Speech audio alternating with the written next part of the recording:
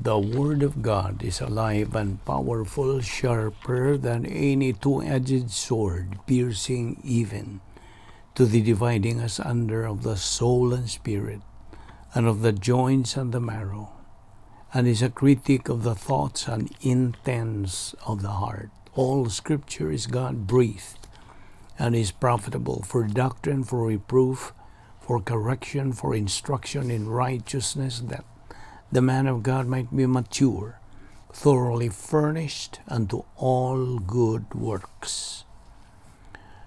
Maayong hapon sa adlaw sa tanan nato nga mga subscribers o atong mga higala, atong isig ka magtotoo. Welcome once again sa atong adlaw-adlaw nga pagtuon sa pulong sa Dios. Agi og sumpay niya atong ibiyaan nga pagtuki, paghisgot kagahapon, bahin ining atong leksyon, pagtulunan nga giuluhan how to practice our Christian faith. Okay, now let's presume that you follow the routine as it is our procedure. We have to be filled by God the Holy Spirit before we start our Bible study. And for you unbeliever, your part is to use your volition. Gamita ka na imong kabuton sa pagtuo kang Ginoong Hesukristo, ingon nga imong manluluwas. Busa sa hilo magampo ta.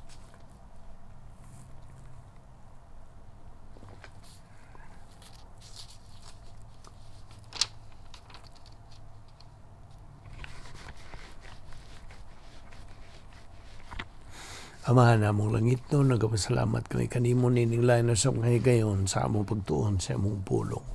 Ubani kami karon, dasiga kami, motivate us and challenge us to these things nga among pagatunan ning adlaw kining tanan. Among ipasalamatan sa ngalan ni Ginoong Hesukristo. Amen. Maayong adlaw again kaninyong tanan, how to practice our Christian faith. Now, kagahapon, natong gisugutan katong Griego nga pulo nga anapao. Now, this is a Greek word which means nga gipamutang nila kini sa future tense sa in English.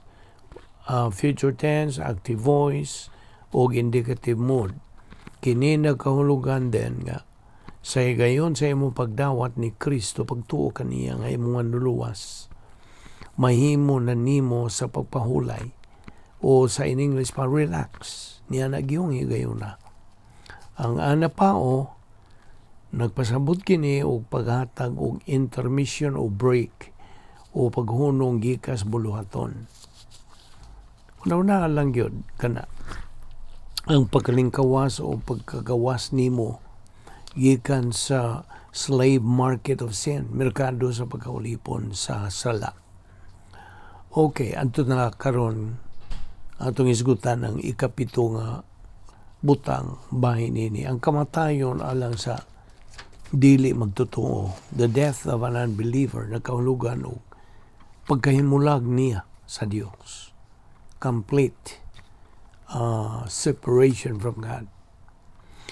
Now, daghang mga tao nga ilang lainon o pagsabot bahig kamatayon tungod kay o man sila makasabot sa kalahian tali sa duha ka matang sa kamatayon nga kanunay gisgutas pulong sa Dios nga mao ang espiritual nga kamatayon o physical nga kamatayon. Now, bahin sa espiritual nga kamatayon, paminaw, ang tanang tao nahimugso din sa kalibutan nga buhi physical apan patay spiritual. Tungod kina tawo mang hingpit si Ginoong Hesukristo pinagi usa ka birhen ubo sa wa siya kinahiyang makasasala. Siya na tawo nga dinhay lawas, kalag ug espiritu. Mo ni gitawag og trichotomos. Trichotomos kay tulo man kabahin. Lawas, kalag ug espiritu. Mao kanang kahimtang ni Ginoong Jesucristo. Sa laing bahin tungod kay kita gipagkatao mang may kinaiyang makasasala, old sin nature, kita na tao nga dinay lawas o kalag apan way tawhanong espiritu. So gitawag tag dichotomos, duha. Nanas 1 Corinto 15:22. Ug bahin sa physical nga kamatayon, physical death, kung magpabilin ang tao nga patay espiritual, sa wagi pagkatao pag-usab, sa higayon nga mamatay kini siya physical, mobiya ang iyang kalagikan siyang lawas, ug moadto kanang iyang kalag didto sa impyerno. Aron kana maghuwat nga pagahukman didto sa dakong puting trono, Great White Throne Judgment. Naong matago sa kasakop sa kaliwatan sa tao makapili. Buot ba niyang matao sa makaduha o mamatay sa makaduha? Now, ni punto. Ang mga Kristohanon mopili og kinabuhi. Apan ang mga dili Kristohanon mopili kamatayon. Diya sa 2 Corinto 2:16, nagkanayon kini alang ni adtong nangalaglag. Mao kini ang baho nga makamatay. Apan ni adtong ginaluwas, mao kini ang kahumot nga makapabuhi. Now ang Biblia nagulagway og duha ka kamatayon alang sa mga dili magtotoo. Ang una niini mao ang natural nga kamatayon. Ang mga tao mangamatay sa nagalanayng paagi. Pinaagi tingali sa pagkatagis kasing-kasing, o pinaagi disgrasyas dalan, o ang uban pinaagi cancer, ang uban COVID-19 nga sakit. Gani ang uban mamatay pinaagi paghikog. Ang uban sa ilalang pagkatuog. Mao kini ang natural nga pagkamatay o kamatayon. Ang una nga kamatayon, the first death. Naumatod pa sa mga Hebrehanon 9:27, ang tanan kinahanglan mamatay sa makausa. Ug tapos niya nahukman siya sa Dios. Alang sa dili magtotoo, ang ikaduhang kamatayon mao ang dayo na nga paghukom dito sa wa nay katapusang kalayo o paghukom nga giandam alang kang Satanas o sa mga nanglaglag ng mga manulunda o pagasilutan pagasalmutan kini sa mga dili magtotoo. Pinadayag 20:10, Mateo 25:41. Now ang Biblia nagkanayon nga ang mga dili magtotoo, the unbelievers, mga matay ni ining ikaduhang kamatayon, human kini sila pagahukman ni Ginoong Jesucristo didto sa hukmanan sa dakong puting trono, the Great White Throne Judgment. Niya nang tungura usab, ang kamatayon pagabuntugon. Ug mo'y hinungdan nga mao kanay makahimong imposible kalag sa dili magtotoo sa pagkamatay. Ug niya maundang ang iyang paghimatay. Pinadayag 20:11 ngadto sa 15. Uban sa wa nay paglaom sa pagkamatay, ang dili magtotoo magaatubang og wa nay pagkatapos nga pagkasunog ug wa nay kaikyasan. Di ba na makalilisang? Di ang unsa ka makahadlok o kakuyaw ni ining kaimtanga uban sa wa nagyoy pagkalingkawas ni ana. Why kaiskapuhan tungod sa wa nay katapusan. Hangtod nas ka, wala nay katapusan. Forever. May agom ang mga dili magtotoo nining nasoy kasakit gumikan sa ilang pagsalikway sa katubsanan o kapasayloan nga gitanyag kanila ni Ginoong Jesucristo.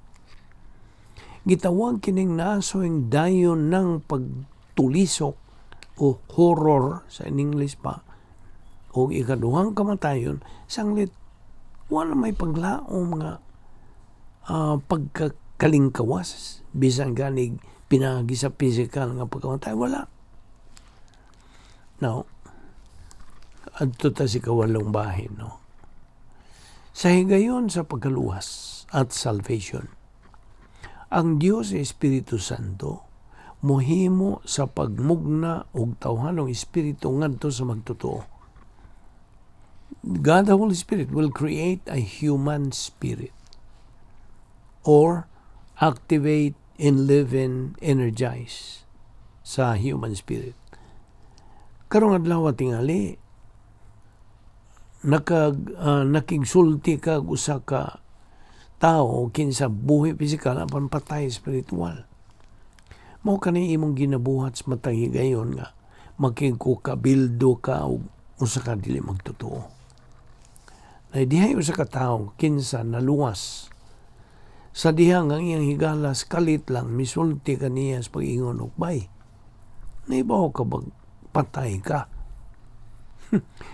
Ang maong mga pulong natural makapakurat gyud niya. Iyang gitubag ang iyang higala sa pag-ingon og sagoy patay. Di man yung taong ko patay. Buhi man ko kaayo. Tanawa ko. Dugo o unod God ko. Unya, inon ko ni mo patay ko. O kunya gisundan siya sa pag-ingon sa iyang higala sa pag-ingog. Dili, bay. Patay ka spiritual. You are spiritually dead, bay. Tinood, kitang tanan mga patay spiritual. Kitang tanang tao. Apan sa dihang mutuo lagi ta ni Ginoong Jesucristo ingon nga atong manluluwas.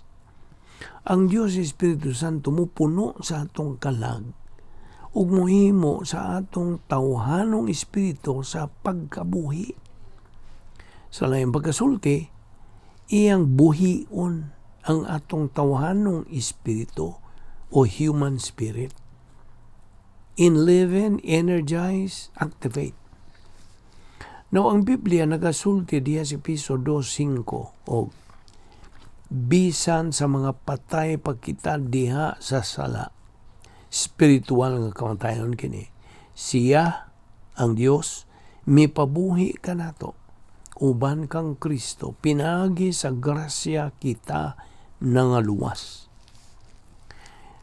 Now, diya sa Juan, Kapitulo 3, ang Diyos, mihisgot ka nato bahin ni Nicodemo. Ang nakadungog ka naman ni bahin ni Nicodemo. Kinsa usas mga batugang Hudiyo nga pango sa iyang panahon. Now, kinis Nicodemo, mapasigarbuhon sa iyang kaugalingon tungod kay tigampo no siya makadaghan matagadlaw tigtuon siya sa mga pagtulunan o balaang kasulatan sa karaang tugon Old Testament scriptures sa diniyos ug tigtuman gyud siya sa kinasingkasing sa tanan nga mga ritual o mga tulumanon sa mga Hudiyo. Iyang gituhuan nga gumikan kay siya timos gyud nga pagkamatarong. Wa na siya makinahanglan usa ka manluluwas. Mo kana iyang ginahuna. Iyang gituuhan. Apan kung tinuod pagkadtong tanan, di gyud niya matugkad kinsa gayud kini si Kristo ang tao nga mihimog mga milagro. Naglibog pagayo kini Nicodemo. Ug mo'y hinungdan nga buot siyang makikita kang Ginoong Jesucristo aron siya makasabot. Busa, miduol kini siya kang Jesucristo sa panahon sa gabi ug may padayon sa pag-ingon agalon. Way tao ang makabuhat sa mga milagro nga imong gihimo gawas kung pinada kini siya sa Ginoo o ana diha kaniya ang Ginoo. Juan 3:2.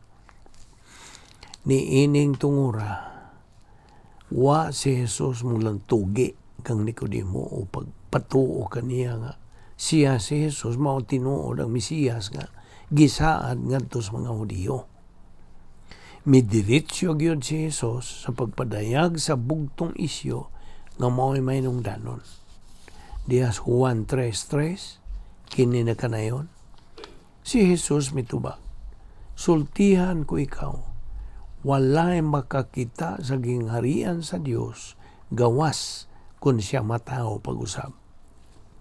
Unless a man be born again, he cannot see the kingdom of God. Now, nangutan na dayon kinis ni Nicodemo kang Jesus pag-ingon og unsaon man pagkatao pag-usab sa usa ka tawo nga tiguwang na. Magasuod pa ba di siya tiyan sa iyang inahan aron magpagkatao pag-usab? Mitubag kaniya si Jesus sa pag-ingon og Nicodemo, dili kini pisikal nga pagkatao. Espiritual kining maong pagkatao. Kinigo si Nicodemo, malagmit giila nga labing manggialamon nga pango sa mga Hudiyo niadtong iyang panahon. Apan wa gyud siya sentido ingnon tas in English, he did not have a particle of sense. Tinuod man nga dili siya mahimong mubalik og sod tagwangkan sa inahan, di ba na mahimo. Mataw lang siya pag-usab sa diha nga ang iyang tawanong espiritu mabuhi tungod sa iyang pagtuo kang Kristo ingon nga iyang manluluwas. Now, ang kinabuhi sa tao lumalambay lang sayon tanyana. Ang kinabuhing dayon hangtod na sa kangturan. Adto ta si kasiya mga bahin. Nini nga itong pag-isugot nini. Kita naluwas pinagi sa grasya sa Dios. Osto? Matud pa bitaw sa Episo 2:8-9. Kay pinagis pagtuo naluwas kamo tungod sa grasya sa Dios. Dili kini inyong buhat kundi gasa sa Dios. Busa walay makapasigarbo ni sanglit dili man kini bunga sa inyong mga paningkamot. Pagkatataw kayo niya na. Klaro kayo. Namungutan ako kanimo karon. Ikaw nga nagapatalinghog ni atong pagtuon karon. Nasinati o nakasinati ka ba sa pulong grasya dias Biblia? Ang Grigong pulong charis, charis, charis, nakahulugan kini nga wa kita'y sarang mahimo aron kita makaangkog kaluwasan. This is total depravity. We don't deserve it. We don't earn it. We don't work for it. Wa kita'y mahimo aron atong mapalit kini. Wala kita mahimo aron kita makabaton o katakos niini. Kay sa grasya, why binuhatan ang nalambigit niini? No human good works involved. Ang kaluwasan, usa ka gasa nga grasya gikan sa Dios. Ug why labot niini ang atong mga maayong buhat? Wala. Episo 2:8-9. Naluwas kita pinaagi sa pagtuo lamang kang Kristo lamang. Sa dihang gilansang si Jesucristo dito sa krus, iyang giangkon ang atong mga sala. Ang matag sala nga nabuhat sa matag usa kanatong mga katawan. Niya ning higayon nga motuo kita kang Kristo, ingon nga atong manluluwas, ang Dios nga mahan mohatag kanato sa diha-diha sa iyang hingpit nga pagkamatarong. 2 Corintios 5:21. Kanayon kini sa in English. For He hath made Him, the Lord Jesus Christ, to be sin for us, who knew no sin, that we might be made the righteousness of God in Him. Ingon niya na. Ang iyang kinabuhi nga walay katapusan ang maangkon sa magtotoo. Ang Dios ang magahimo niya na ug mao kanay gitawag og grasya. Ang Episo 4:7 nagkanayon, ang matag usa kanato gihatagan o gasa sumala sa kabubuton ni Kristo. Walay bisan kinsa ang makapatinaw bahis grasya sa Dios gumikan sa iyang pagkakahibudungan. Too amazing sabton ug tukaron kini sa atong tawhanong pagpanabot. Ang ato rang mahimo mao ang pagtamod niini. Honor it. Bisag unsa pa kamaing tao nato sa atong pagdahom sa atong kaugalingon, bisag pila pagadaghang maing buhat ang atong mabuhat, dili gyud nato maangkon ang atong katakos o pagkaangayan sa mga panalangin nga atong nadawat gikan sa Dios. Ato ning ipadayon ugma. Kaya ayaw sipyat sa pagsunod sa sumpay niini. Magampo ta. Ama na mong langit nun, salamat nining grasya ang pagtuon sa imong mga pulong na kini makadugang panalangin sa among kinabuhi. Salamat ni among Bible study sa YouTube, sa Vic Malbiro Evangelistic Ministry, kining tanan. Among gipasalamatan sa ngalan ni Ginoong Hesukristo. Amen.